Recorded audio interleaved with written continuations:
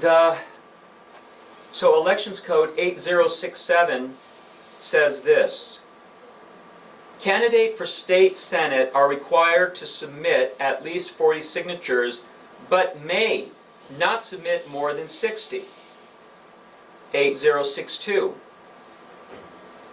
When a candidate submits too many signatures for any reason, and in this case, again, there was copies that I was not aware of when I turned in the file, but for any reason, then the elections official shall, with the candidate's written consent, withdraw the excess number, and that is Elections Code 8067. So in other words, the registrar was required to get my written consent that I would take the signatures back. That wasn't done. So even when I discovered that, again, I went back to the registrar. I said, okay, my goodness, you know, again, that she falls in the ministerial act to do the right thing. You know, if they realized that they made errors, they examined and certified 3 copies as being originals. Now I want you to take a moment and think about that. The registrar's job is to make sure signatures are wet, and they certified 3 copies as being originals. I submitted the fee. They had 2 of their officers looking at the pages. It was their job to find it. And but they made an error. No problem. They could have easily fixed it. But now on top of that, they violated Elections Code 8067 by instructing me to take back the excess signatures. And in light of that, I was hoping the registrar would yield to that and say, okay, yes, my goodness, we certified 3 copies, our error, we don't need to make this into a big deal. Yes, this sheet that you have, we did certify and examine it, that it was in before 5 o'clock, let's just make this right. Right, we did violate an elections code, we're going to make this right, it'll be done. But no, the registrar continued to be very resistant to accepting these signatures. I will add this, that this came out on a popular show, a radio show, and what I discovered is that one of the other candidates called the registrar because this candidate, she was posting it on Facebook that she spoke with the registrar and basically agreeing that I should not be on the ballot. Now please think about that. I mean, talk about marring a situation. We've got errors, we've got election code violations, and now we have another candidate speaking with the registrar saying I should not be on there. I did mention this when I was on the radio, and on this show, the registrar heard about it, and when I went in, she told me that it was personal now. And in any case, that it was going to have to go through to court. So when we went to court, and the first judge, who could have easily, he could have chosen to listen to my case. And so during the first hearing, in the opposition to the writ of mandate, here's what the attorney wrote. The writ petition was not served on the registrar because it was emailed. And remember, they had responded. The writ was not served on the registrar and thus is not properly before this court. Should the court choose to address the merits, it is clear that Bennett did not submit the required minimum of 40 signatures by 5 p.m., and that's not true. But again, the counsel recognizes that the judge could choose to listen to the merits of my case. Why in the world would the judge not do that? And I want to point out again that the Ministerial Act is defined as a government action performed according to legal authority, established procedures, or instructions from a superior without exercising any individual judgment. Now again, in the first hearing, the judge looked at the,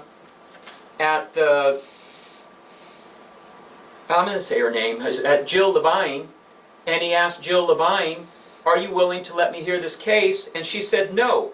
She falls under the Ministerial Act that says that she's not supposed to exercise any individual judgment. So why did the judge not only allow her to do that, but also choose not to hear the merits of my case when the counsel was already recognizing that they could that he could hear my case if he chose to do it. So he didn't do it, and then in the second hearing, as I shared earlier, and I want to go into more detail on my last hearing, but the judge gave me a short hearing for the very same day.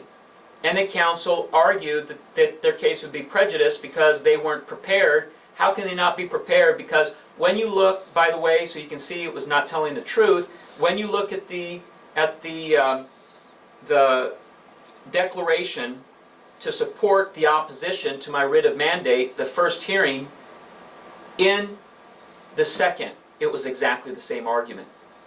In the third, exactly same opposition to it. So nothing changed. And so the counsel was not being truthful, but just deliberately keeping the judge from hearing my case, but the judge still could have heard my case. Now here is where, and I'm going to mention his name, here is where the judge, let's see, it's Judge Geverser, I think I'm pronouncing that correctly, Stephen Geverser, here is where he violated an elections code, because as I said, the letter here, what happened when I went in for the third hearing, I went in on the 10th, and he pushed my hearing back, or actually it was on the 9th, but he pushed my hearing back. Instead of giving me a short hearing, he didn't do that. He pushed it back 10 days. Now please think about that. That was a violation of Elections Code 13314. It was the subdivision B, which says, speaking about, let me read the whole elections code of 11314. A peremptory writ of mandate, which I was submitting, shall issue upon proof that the error, omission, or neglect is in violation of this code or the Constitution. And certainly that was proven. And B, the issuance of the writ will not substantially interfere with the conduct of the election. So again, think about that. That is the criteria, is to make sure that there's not going to be a substantial interference with the conduct of the election. And then let me get to that when I show the subdivision B, where the judge violated. Such actions have priority over all other civil matters. And this is 13314 subdivision C. So in other words, there were civil cases. Mine was the only election case. There were civil cases when I came in on the Tuesday, so he could have heard my case on the Wednesday or the Thursday or the Friday, but he chose to push it back. Monday, Tuesday, Wednesday, Thursday, Friday. He did not give me priority. He did not push the civil cases back and give my case priority. I mean, think about this. This is the election process. I was the only Republican running, the only Latino running in District 6. The situation was already marred. This is my third time there. Why did he push me back 10 days and violate Elections Code 13314? And then the very first thing the judge does when he comes in, he starts to argue. I mean, he doesn't allow me, the plaintiff, to speak first, but he immediately defers to the registrar, and then he starts to argue their case. He starts to say, well, looking at the timing, you know, this is a matter of the time for me to be able to listen to the writ of mandate. And so I did interrupt him, and I said, Your Honor, I said, you're arguing for the respondent. And the point I'm making also is that he knew that time was of the essence. And if he knows this, he was referring to this elections code, he completely ignored C, which he violated by pushing my court hearing 10 days back. And so what I argued to the judge, or argued before the judge, saying, Your Honor, you know, there is going to be an elections code violations one way or the other, and the thing is, you can side with the registrar, or you can side in the interest of the people. And here's the thing, is B says the issuance of the writ will not substantially interfere with the conduct of the election. And so what I said, Your Honor, what I want to point out to you is that we know the ballots have not been printed yet. And even though that was one of the things that the opposition, or the counsel for the registrar had said that the ballots were already being printed, that wasn't true. Sacramento County had not been printed yet, and I really believe it was because of the deputy, the executive deputy, wanted to see the outcome of my hearing, and so the judge still, he said that, this is what the judge said, I am going to presume that the registrar is telling the truth, and yet I could prove that the registrar had lied multiple times, and so I'm going to touch on this more here. So here, on the discussion, on the opposition to my writ of mandate, the counsel says this, and then they contradict themselves. B, Bennett did not submit the required number of signatures through no fault of the registrar. And this is where the retired judge, looking at this, and as I said, he's running for Attorney General, he said, that was a lie, because I absolutely turned in the required number of signatures. That's why they told me to take others back, and through no fault of their own, they absolutely knew they violated Elections Code 8067, because I asked face-to-face, I asked two managers directly, and the registrar, I said, do you know that you violated Elections Code 8067 by doing this? No response. Face-to-face, I'm there.